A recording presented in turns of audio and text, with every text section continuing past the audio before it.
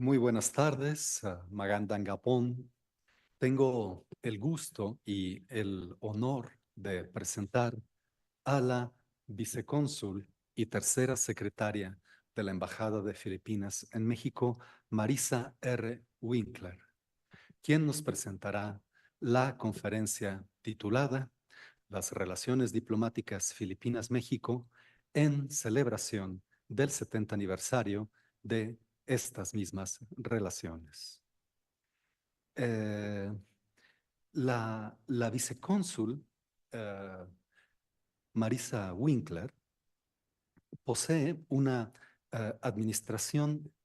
licenciatura en Administración de Negocios por la Universidad de Filipinas y Cebu College, así como un máster en Administración Pública, Gobierno Local y Administración Regional por parte de la Universidad de Filipinas. De igual forma, posee certificados en numerosas áreas de la diplomacia internacional, específicamente en Derecho Marítimo Internacional, Política Exterior, Económica y Social, Derechos de la Mujer, Desarrollo del Mar de Filipinas, también llamado del Sur de China, Estrategia Regional en la zona del Indo-Pacífico, Relaciones Filipinas-Palestina, Contraterrorismo, Seguridad Filipinas-Estados Unidos y posee entrenamiento marítimo por parte de la Guardia Costera de Filipinas y el Departamento de Defensa de los Estados Unidos. Es también coordinadora del programa de estudios Filipinas-México de la Universidad Nacional Autónoma de México, creado con motivo precisamente del acontecimiento que nos reúne aquí, la celebración de los 70 años de relaciones diplomáticas entre Filipinas y México. Estas relaciones son, de hecho, tan antiguas como la existencia de nuestros dos pueblos, de nuestras dos naciones. Por supuesto, tenemos que recordar que la ambición del mismo Hernán Cortés era navegar hacia el occidente desde las costas de Nueva España, como expresó al emperador Carlos I en 1522. Una ambición que se manifestó a través de los esfuerzos, primero del navegante Ruy López de Villalobos, quien en 1543 partió del puerto de Barra de Navidad y quien bautizó a las Filipinas, a las Islas Filipinas, con el nombre que llevan actualmente. Fue, por supuesto, la expedición de Miguel López de Legazpi y de Urdaneta, la cual consolidó las primeras relaciones entre las Islas Filipinas y el entonces naciente virreinato de la Nueva España a través de la consolidación de la ruta del galeón de Manila a Acapulco, esta arteria mercantil que durante más de 250 años cimentó el mestizaje, la simbiosis cultural y lingüística, la convergencia de tradiciones culturales, la comunalidad de usos, costumbres y atuendos, los vínculos en la gastronomía de ambas naciones, hasta la terminación de la ruta en 1815. Aunque debo decir que la Guerra de Independencia de México trajo también la ocasión de nuevos vínculos en la medida en que los insurgentes de ambas naciones colaboraron en el proyecto independentista mexicano y por supuesto también el filipino encabezado por Andrés Novales. Las primeras décadas del siglo XIX presenciaron un hiato en las relaciones entre Filipinas y México con la clausura del tráfico del galeón, pero nuestra república envió su primer representante diplomático a las islas en 1842. Sin embargo, no sería sino hasta 1878, con el primer gobierno de Porfirio Díaz, que se estableció el primer consulado mexicano en Manila, encabezado por Evaristo Hernández. Y, por supuesto, esto antecede en 10 años la apertura de la política diplomática, de la política exterior del porfirismo, que tiene su primer paso importante en 1888 con la firma del Tratado de Amistad, Comercio y Navegación con Japón. Una política que ciertamente sería interrumpida por las convulsas primeras décadas del siglo XX mexicano, con el estallido de la Revolución Mexicana, que, sin embargo, iniciaron una nueva etapa de vínculos en el fragor de la Segunda Guerra Mundial con la participación de México en la liberación de Filipinas por medio del envío de nuestro escuadrón aéreo 201, que colaboró, como ustedes saben, en la campaña de Luzón para la liberación de Filipinas de la ocupación japonesa, en un periodo que precedió inmediatamente a la declaración de independencia de Filipinas de los Estados Unidos en 1946 y que fue precedido unos 20 años después, en 1964, por la reactivación de las relaciones diplomáticas entre nuestros dos países, con la declaración del Año de la Amistad México-Filipinas y la construcción de la bella Plaza México que muchos de ustedes conocen en el centro de Manila. Este año de la amistad fue el precedente de la reactivación de una política exterior mexicana vertida hacia las economías del país, del Pacífico, tras un hiato de unas 3 décadas, que comienza a perfilarse a partir de la firma en 1994 del Tratado de Libre Comercio entre México, Canadá y los Estados Unidos, el cual tenía como principal, digamos, proyecto industrial el establecimiento de la maquila en México. Un proyecto que, sin embargo, cambió fundamentalmente con la incorporación de China a la Organización Mundial del Comercio en 2001, con el efecto de que una importante proporción de la maquila internacional fue transferida a este país, cambiando sustancialmente los objetivos mexicanos del Tratado de 94. La apertura diplomática continuó en 2004 con la firma entre México y Japón del Tratado de Libre Comercio y finalmente en 2016 con la firma del Acuerdo Transpacífico de Cooperación Económica, firmado entre nuestro país, México, con Australia, Brunei, Canadá, Chile, Estados Unidos, Japón, Vietnam, Malasia, Nueva Zelanda, Perú y Singapur, el cual fue refundado en 2018, una vez que los Estados Unidos abandonaron la primera configuración del tratado. Y, por supuesto, bajo esta nueva configuración, el Tratado Integral y Progresista de Asociación Transpacífica representa uno de los principales medios para la integración económica de México con las economías del Pacífico. Finalmente, en un sentido totalmente paralelo, tenemos que considerar la Asociación de Naciones del Sudeste Asiático, ASEAN, establecida en 1967, encabezada por Filipinas, Malasia, Singapur y Tailandia, que representa el punto de partida del tema que la vicecónsul Marisa Winkler nos va a presentar el día de hoy, la naturaleza de los acuerdos diplomáticos y mercantiles entre México y Filipinas, celebrados durante este periodo de reapertura diplomática, mercantil, económica, cultural y educativa. No me queda más que dar la palabra, con todo el honor que ello representa, a la vicecónsul Marisa R. Winkler de la Embajada de Filipinas en México. Muchas gracias.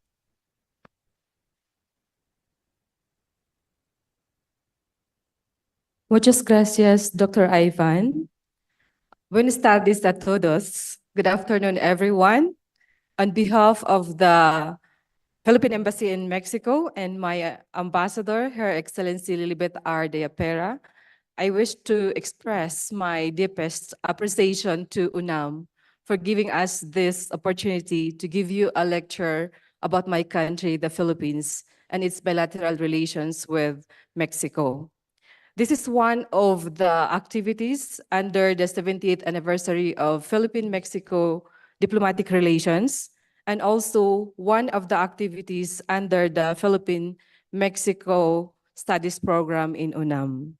And also, I would like to thank, of course, Dr. Ivan, our point of contact and academic coordinator of the Philippine-Mexico Studies in Program, for arranging this lecture. Thank you very much, Dr. Ivan.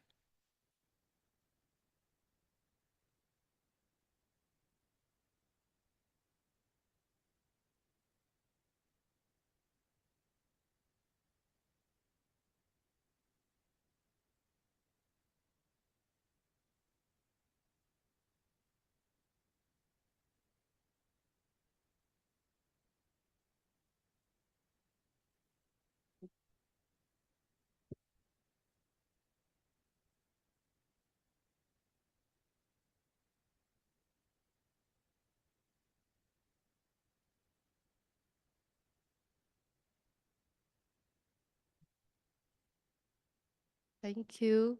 Okay, so the title of my presentation is Las Relaciones Diplomáticas Filipinas-México en celebración del 70 aniversario de las relaciones diplomáticas entre Filipinas y México. But my presentation will be in Spanish, the PowerPoint presentation, but I will be speaking in English. ¿Está bien? Okay, so let me start by introducing the Philippine Embassy in Mexico. Our head of mission is Ambassador Lilibet R. de Apera. The embassy in Mexico has concurrent jurisdiction with over other 9 countries in Central America, namely Belize, Cuba, Costa Rica, El Salvador, Dominican Republic, Guatemala, Honduras, Nicaragua, and Panama. And our embassy has 15 employees, including the local hires. And we are assisted by 12 Philippine honorary consular officers. And we also have a Philippine Trade Investment Center here in Mexico. Overview about the Philippines. To give you a brief background about the Republic of the Philippines, it is an archipelago consisting of 7,641 islands, spanning more than 300,000 square kilometers in territory. It is divided into 3 main island groups: Luzon, Visayas, and Mindanao. The northern part is called Luzon, where our capital Manila is located. The central part is Visayas, where I came from. I'm from Cebu. And the southern part is Mindanao. And it has a population of 113 million. The Philippines is rich in biodiversity and natural resources. We have a lot of mountains, beaches, plants, flowers. Philippines is home to more than 800 globally important species of plants, animals, mammals, and reptiles. According to the World Bank, our gross domestic product is $394 billion, and we have a GDP growth rate of 7.6%. And our main exports are electronics, semiconductors, transport equipment, construction materials, and minerals. And in 2022, our largest trading partners in the world were China, Japan, the United States, South Korea, and Indonesia. And the Philippines is one of the founding members of ASEAN, the Association of Southeast Asian Nations. In March to June 2023, the Philippines, we are the chair of the ASEAN Committee in Mexico City, which is composed of 5 ASEAN member states: Malaysia, Indonesia, Philippines, Thailand, and Vietnam.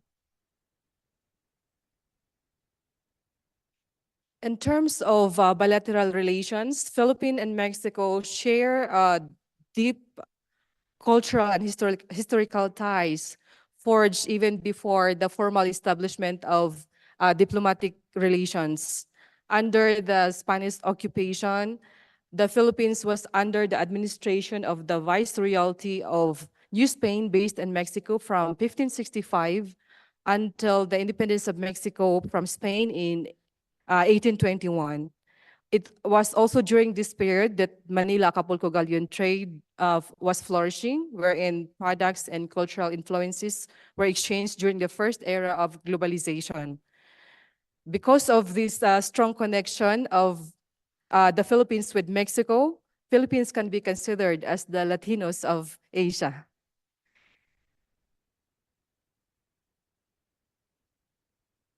And this year, as I have mentioned earlier, we are celebrating the 70th year of diplomatic relations with Mexico. It was formally established on April 14, 1953. And we have a lot of accomplishments already with Mexico, but there are much more to be explored. And to further strengthen our cooperation, we have established a bilateral mechanism, political consultation mechanism. It started in 2012 to discuss issues on bilateral, regional, and multilateral. And last month, we have our third bilateral consultative mechanism with Mexico. And this year is our 70th anniversary. We started in April as our kickstart activity. We had the illumination of the Mexican Ministry of Foreign Affairs with the colors of the Philippine flag. So here is the ambassador of Mexico to the Philippines, Ambassador Daniel Joseph Hernandez, and our ambassador at the center, Ambassador Elizabeth Ardea. And beside her is Director General of the Mexican Ministry of Foreign Affairs for Asia Pacific, DG Fernando Saifi Gonzalez. And the other picture, it's us, the embassy personnel. So we were there. And also the building of the Mexican Senate was illuminated also with the colors of the Philippine flag. And in Manila, we illuminated the monument of Dr. Jose Rizal, our national hero, at the Lonita Park with the colors of the Mexican flag. So after this, we had a lot of activities in celebration of the 70th anniversary. We had the lecture at the Matias Romero Institute, wherein Dr. Ivan was one of the speakers.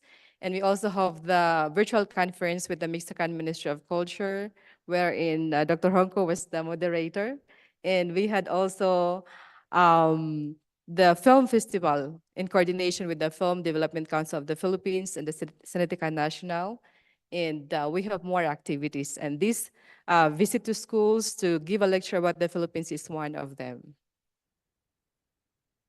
And we also signed 9 agreements with Mexico.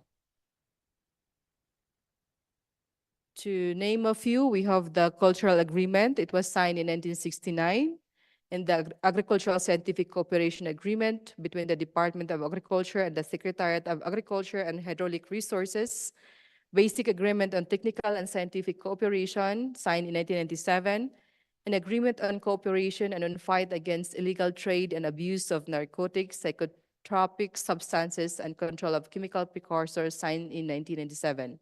We also have an Agreement on Mutual Administrative Assistance in Custom Matters, Agreement on Avoidance of Double Taxation, Agreement on Tourism, Agreement on Cooperation on Combating Illegal Narcotics and Substances, and Air Services Agreement. That's the latest one. It was signed under Ambassador Tuazon in December 2021.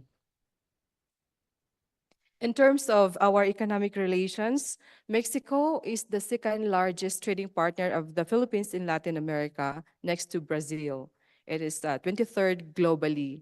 According to our Department of Trade and Industry, our total trade with Mexico is $1.1 billion. While trade and investment remain robust, there is much room for growth. The Philippines hopes that Mexico may look towards it as a strategic partner and a gateway to Southeast Asia. And here are our main imports and exports, so mainly electronic products, electrical and electronic machinery, and watches and other products manufactured from materials on consignment basis and replacement of returned goods. And same with the importation is also materials for the manufacture of electrical and electronic machinery.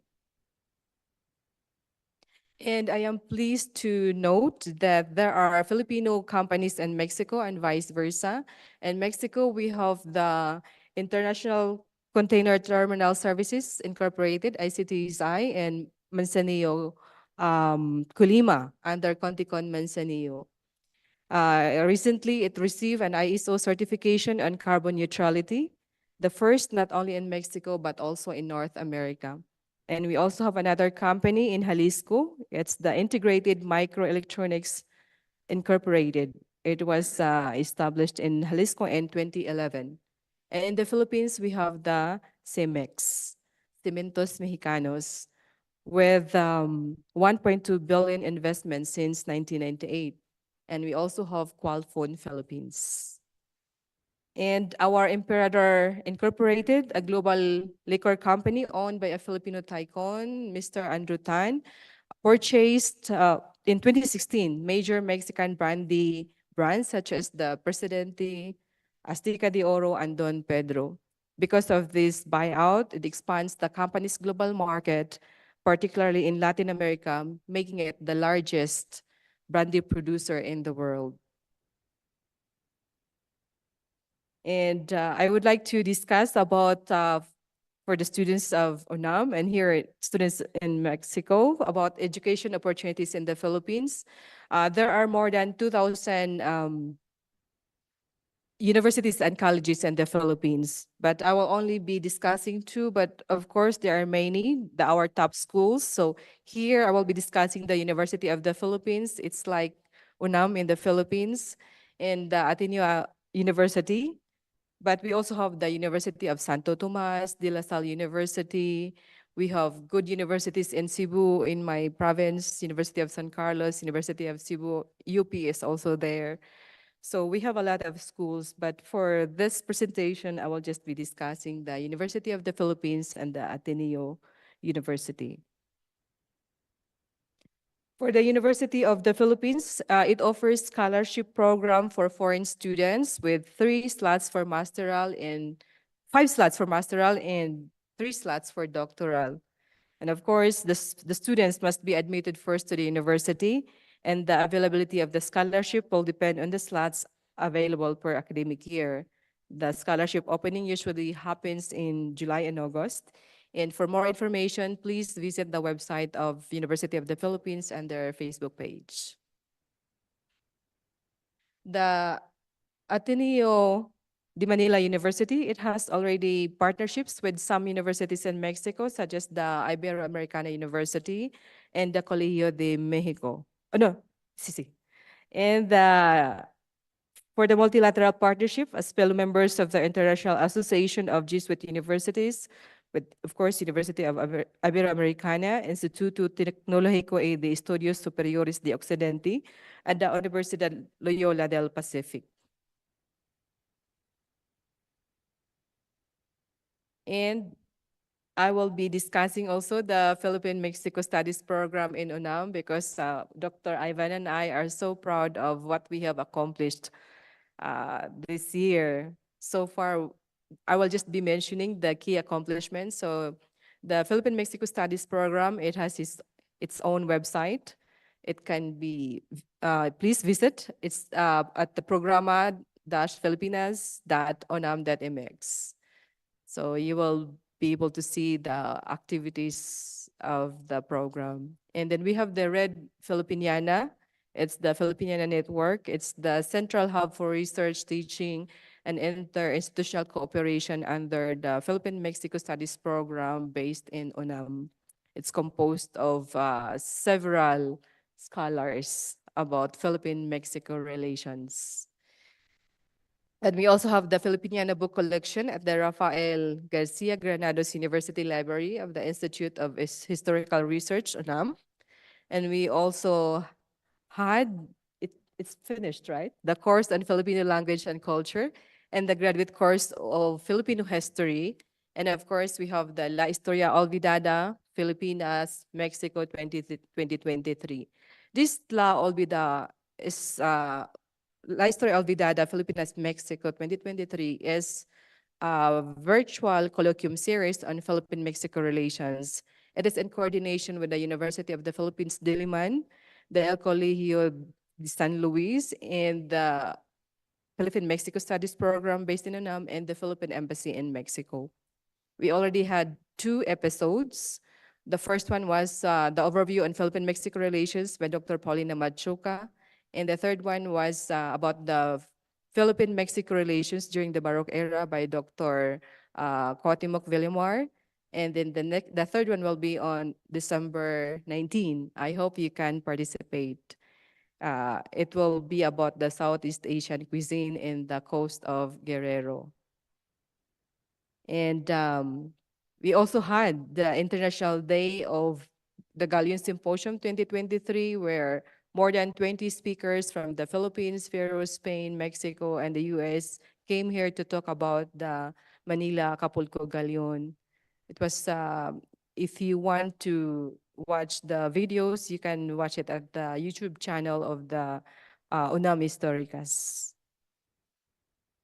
So a lot, and there are more. Dr. Ivan will present it some other time.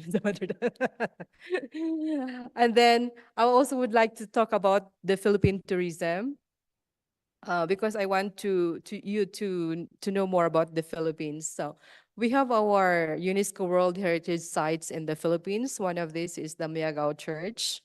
As you can see, the architecture is from the Baroque era. It is with Spanish influence. And we also have our rice terraces of the Philippines. It's also one of the World Heritage Sites in the Philippines. It's in the north.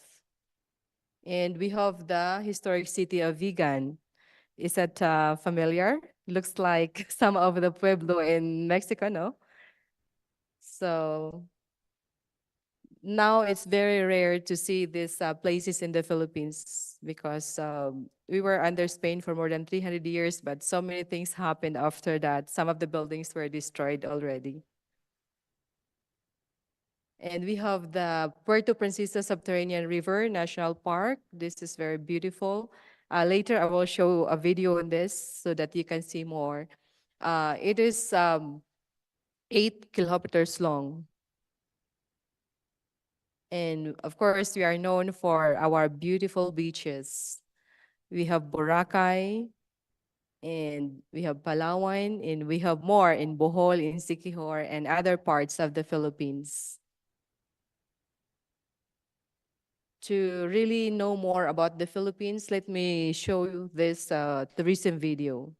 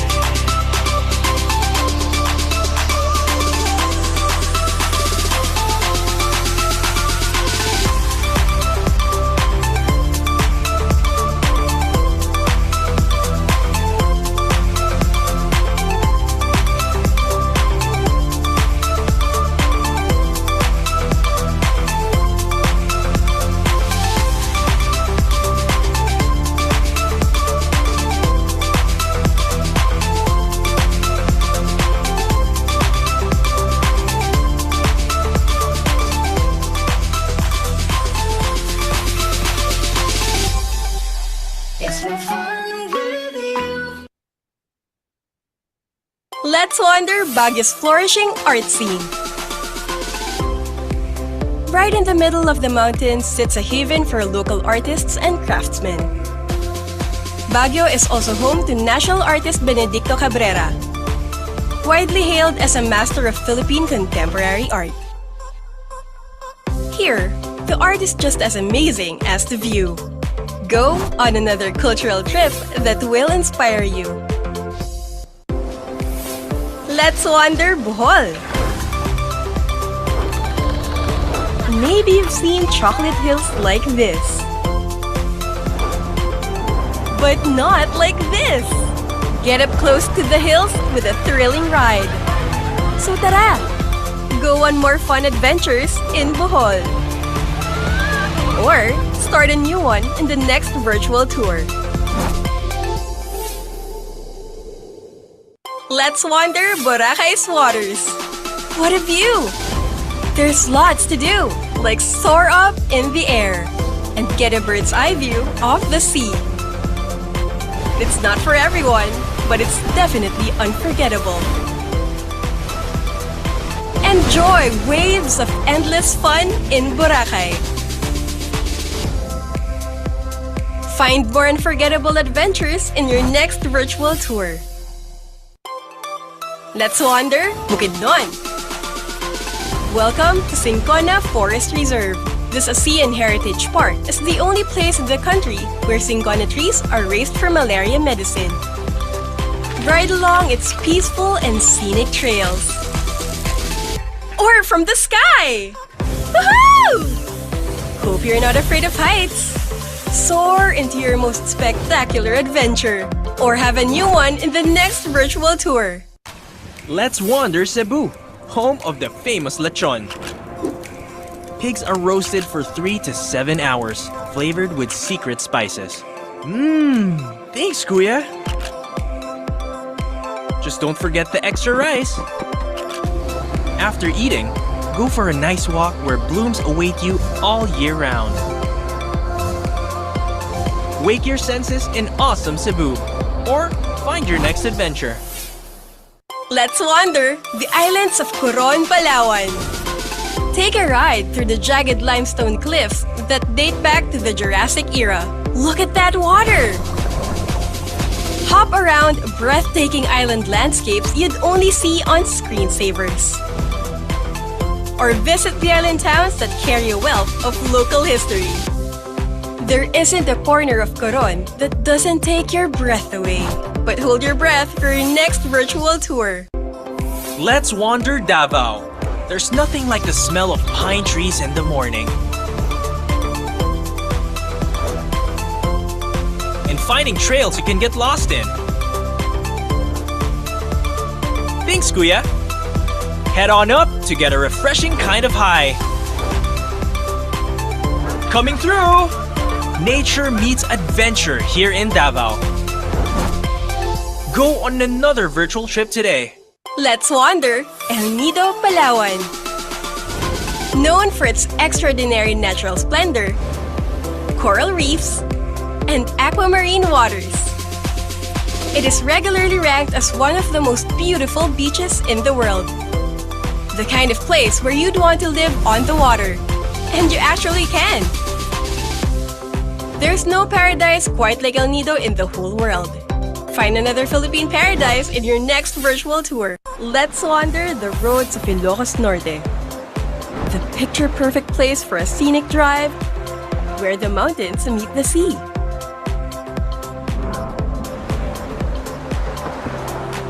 Drive on up to one of the last Spanish colonial lighthouses of its kind. Enjoy the ride in Ilocos Norte.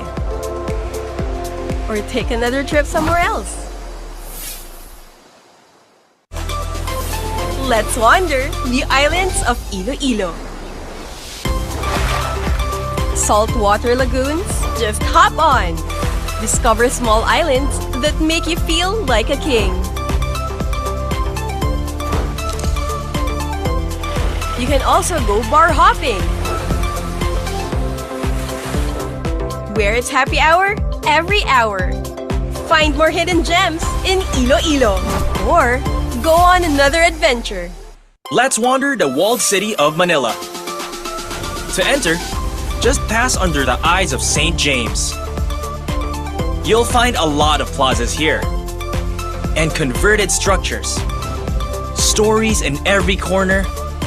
Sacred and historic. Many come for the history. But stay for the pockets of peace you'll find inside Manila's walls. Find your next adventure.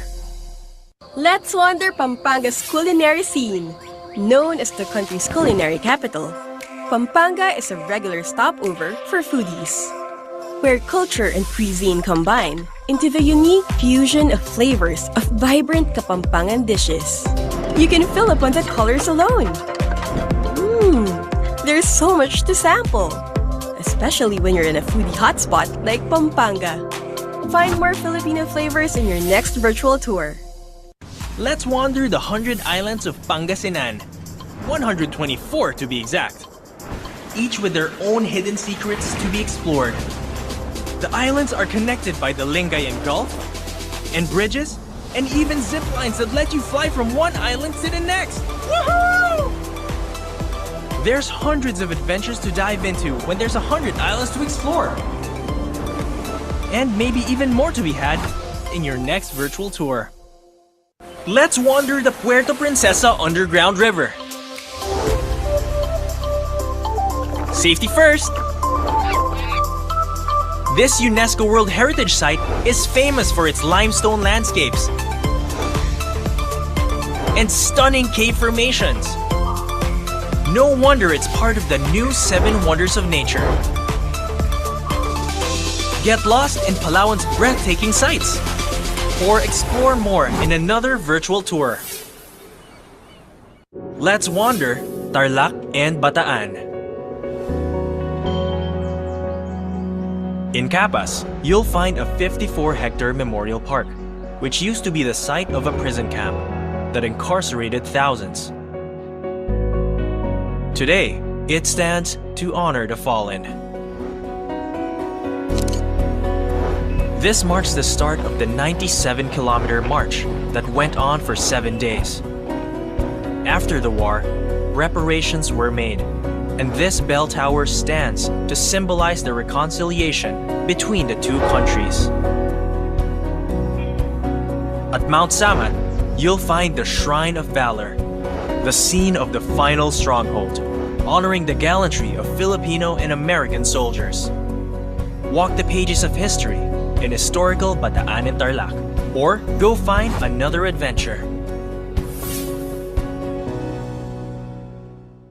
Let's wander the historic city of Vigan. This UNESCO World Heritage Site is one of the best preserved Spanish colonial towns in the world. Walk along cobblestone streets of heritage houses and historic attractions dating back to 1500s. Don't forget to take home Ilocano crafts for pasalubong. Travel back in time in Vigan or escape to another world-renowned wonder. Let's wander Baguio's evergreen parks. Baguio's high altitude makes it the ideal habitat for the starling. Plus a rich and varied flora. Go park hopping all you want. One thing's for sure, the views are always breathtaking. Hop on to your next virtual tour. Let's wander Manila. Hungry? You came to the right place. Local food crawls offer a taste of the world. Quick, delicious, no fuss food. Just take your pick. There's something here for everyone in the city that loves to eat. Find your next delicious adventure.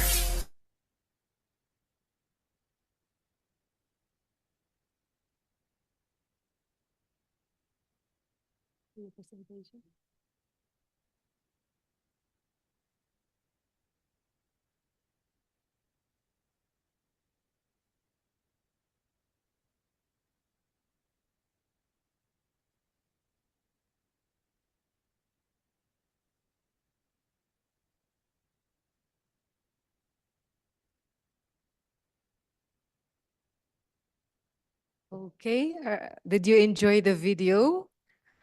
I wish to conclude my presentation by inviting everyone to watch our podcast. We have this podcast. You can watch it on YouTube also. It's entitled "It's More Fun in the Philippines." In Filipinas, it's más divertido. To know more about the Philippines, please watch our podcast. Thank you very much.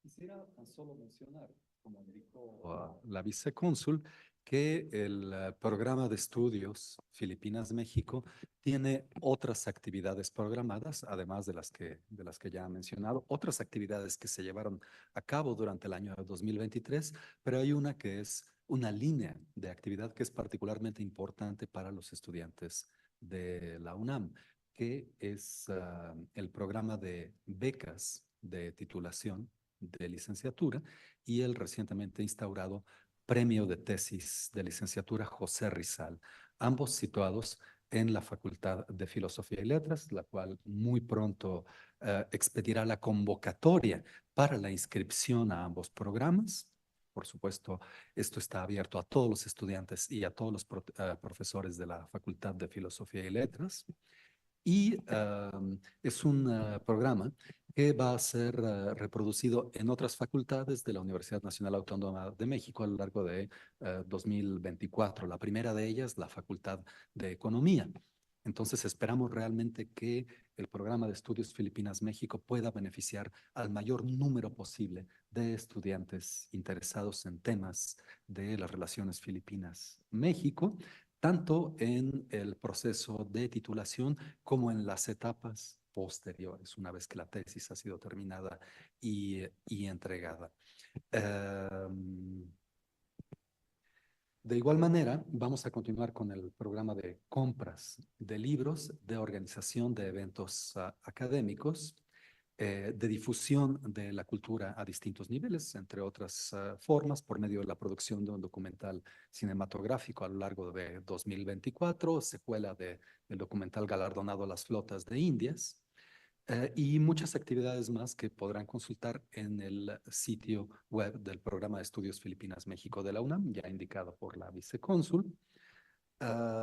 También, por supuesto, es importante tener en cuenta el apoyo a la investigación. Todos los profesores investigadores de la UNAM pueden tener acceso al programa, proponiendo una línea de actividad que será evaluada por la coordinación del programa y que tiene por objetivo hacer que los recursos y el apoyo institucional, financiero e institucional representado por el programa llegue a todos los interesados en nuestra comunidad de profesores investigadores y de estudiantes también. Si hay preguntas de nuestra audiencia virtual o del público aquí presente, creo que estaremos muy contentos de responderlas. Si hay comentarios, pues de la misma forma.